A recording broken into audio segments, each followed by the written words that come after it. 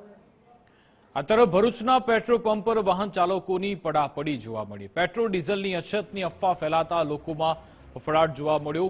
ભર બપોરે ગરમીમાં પણ લોકો પેટ્રોલ ભરાવા માટે આવી પહોંચ્યા। પેટ્રોલ પંપ સંચાલકે ઇંધણનો જથ્થો પૂરતો હોવાનું પણ જણાવ્યું હતું। જિલ્લામાં પેટ્રોલ ડીઝલનો જથ્થો પૂરતો હોવાની પણ ખાતરી આપી।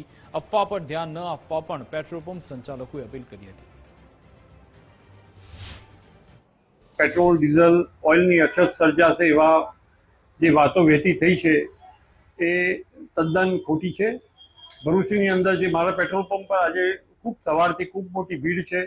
પૂછપરછ કરતા જાણવા એ મળ્યું કે ભરૂચ સિટીની અંદર જે માર્કેટ સાઇડના બે પેટ્રોલ પંપ પર ડીઝલ ન હોવાના કારણે લોકો પેનિક થયા છે અને ધસારો કરી રહ્યા છે।